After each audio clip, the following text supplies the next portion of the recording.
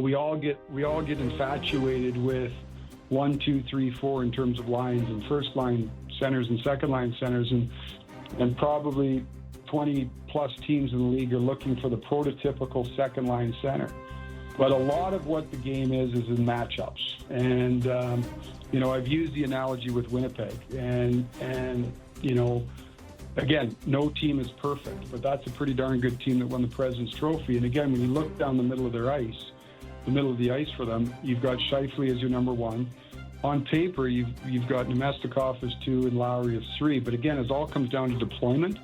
And if you have somebody, when I look at our roster here right now, with Nick Roy that can take a lot of defensive heavy lifting, defensive zone starts, defensive face-offs, and matchups, when you put those into a pot, it allows you to not get necessarily lost on your 1, 2, and 3, but spread out matchups and situational play that could free up different people, whether you're talking about Austin, John, and Scotty Lawton. So when I look down the middle of our ice right now, I think it gives us a lot of different options. And like I said, he was important. He was an important player. He was an important player for us to get. It's a player that we've had a lot of interest for a long time. So we're excited to get him. With Michelli, again, when we look at our roster and subtracting Mitch from there, of trying to look at the aggregate of how do we replace some of the assets that Mitch had, and one of them obviously was playmaking ability. And again, this is maybe a name that's recognizable to a lot of people. He's coming off a down year, had some injuries, and fell out of favor and lost some confidence. But he's, when you really dig into him, he's a guy who makes a lot of plays. Can retrieve pucks off the wall, goes into traffic, has got really good vision, moves around the ice really well, but has the ability to elevate others in terms of, making plays. And the thought process behind it is we have people that can finish. A lot of play driving and offensive distribution is an area, as I said, with Mitch being gone, that we were looking for. So we felt that this was the opportunity cost was manageable, and we've got some ideas where he'll fit, but bringing in that skill set, we felt was something that potentially has some upside for us. And then with Pizzetta, he brings forechecking ability.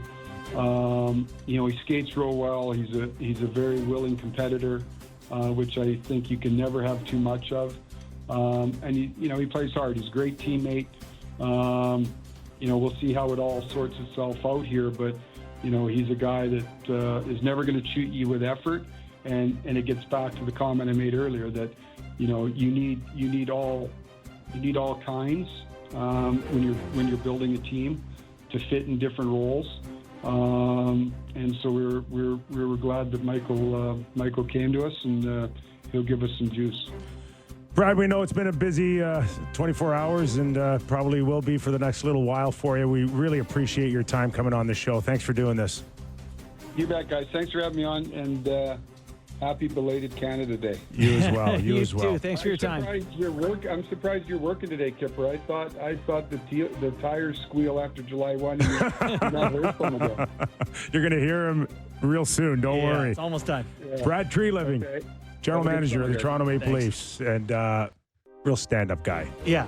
He didn't have to come on. He's like a free agency. A couple days in, he could have completely blown us off. I would have liked it that he blew us off, because that would mean that he was in the middle of doing something. Remember when Alvin did that when he was signing Pettersson or signing something? He didn't show us. Yeah. JB, are you crazy asking him about three guys? Well, I didn't mean Michelli. I just wanted. I don't think he's ever given an answer under 30 seconds. I opened the door. I'm glad you didn't ask him the first question. We wouldn't have got in any more questions. But all kidding aside, I thought his answer to DNA was excellent. That we just assume that it's just bodies moving in and out, and it's not. It's the whole package, right? You needed some mutations from the current DNA. Okay. 2-hour show. Just like that, our first one of hour's up, but we're sticking around. We'll take it around the league as well. Still plenty news on free agency. Don't Dan go Murphy, away. Jason The Greger. Real Kipper and Bourne. We continue after these words. Welcome back in studio, the Real Kipper and Bourne Show. Nick Kypreos, Justin Bourne, Sammy McKee, Derek Brandeo, and Jake the Snake Schultz. 1 hour down, 1 hour to go. I think we're 9:60 in Calgary and 6:50 in Vancouver as well. Yeah, we're shows at a different time every weekday this week, so Yeah. I'm having a tough time keeping track of where the hell we 11:69 in the paw. Can you just keep us steady somewhere? You're the producer. Don't you have any pull around here?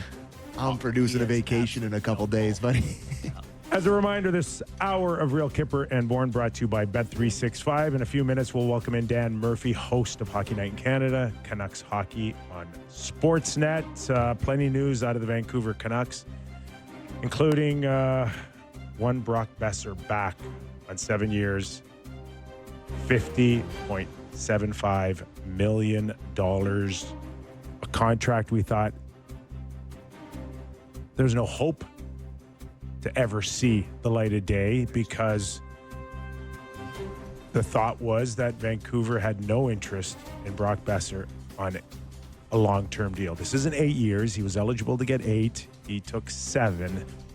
But hopefully Dan Murphy can tell me like where the change came to, where the light bulb went off for Jimmy Rutherford, Patrick Alvin on this one, JB. It is interesting that this wasn't offered prior to that moment. You know, like they just sort of decided last minute to go above and beyond any previous attempts to sign him, it sounds like. And Besser was not under the impression he was coming back. So I can't wait to hear from Dan how he sees how it all played out. God, I loved that goal, by the way. It was a slap shot. He just skates into one and shoots it 20 seconds left or something. But yeah, so you mentioned this, Kip. Is second you lose a Besser, you're trying to figure out how to get a Besser.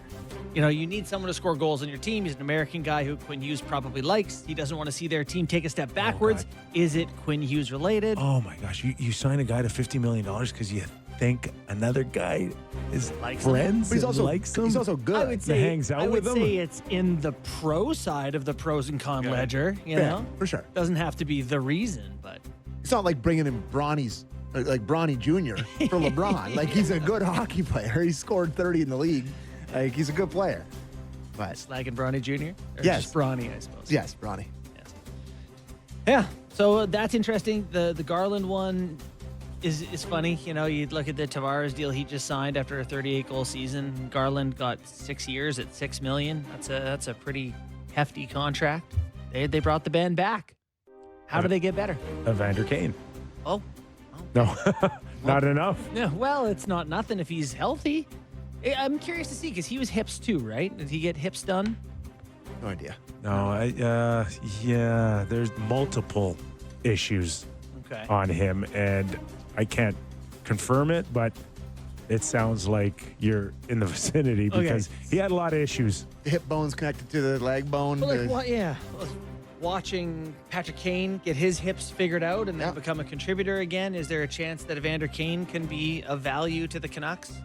I mean, they were pretty good 2 years ago. Like, they went to Game 7 against the Oilers. I know, and Canucks fans are listening to this, but I was shocked by their success that year. Okay. No, but I was. I mean, I didn't think they were. I guess JT Miller's not there anymore.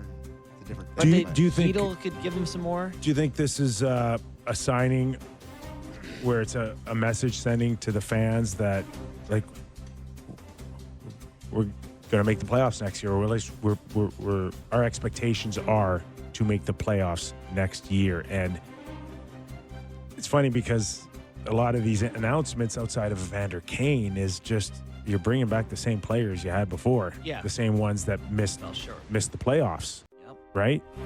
But a guy that can probably speak more to of this than us here, Dan Murphy, host of Hockey Night in Canada, Canucks on Sportsnet. Murph, thanks for joining us, man. The ball was out. Chalk flew up. Huh? What? His T-shirt. I lost you there. Ask me again, Kipper. The ball was out. Chalk flew up. Oh, is that McEnroe on the shirt? Or is it Terry Fox? John McEnroe. Oh, it's McEnroe. I'm right. For those of you that cannot see, we have Dan Murphy on Zoom. He's wearing a classic John McEnroe t-shirt, and the first You only thought I saw the top had for a was second. chalk flew up. Are you with me, Murph? Or is it Answer just my the first t-shirt you grabbed? I don't know if there's But a connection why? problem here, Sammy. I'm not sure. Kipper's microphone is kind of all garbled. Oh, Okay, boy. should we reconnect with him? Yeah, I guess this is our Okay. first ever Zoom issue that we've had. Wow. I know. I thought we would. It's almost July. We haven't got this wrinkle figured out. That's pretty good, I don't though, know. for the year. I feel No. What he felt on the NHL draft show. The most awkward moment was at The Boston Bruins. Hagen's with Boston. They're like, "Oh, what do you want to say to your new pick?" And they were just nothing. And he was, Yeah. and he looks to the screen, and goes, "Thanks for picking me." Oh, And Ottawa also I had was dying. issues as well. All right, Murph, we're going to try this again. Take 2. You good now? No. I can hear Borny, but Kipper, you're garbled. I'm garbled. Oh, I got you. Oh, Oh, maybe there's no mic issues and I'm just garbled. You good now, pal? I'm good. Yeah. All Sounds right. good. Okay. Outside of your John McEnroe T-shirt, let's get to the Vancouver Canucks. Okay. What is the message when Brock Besser comes back? When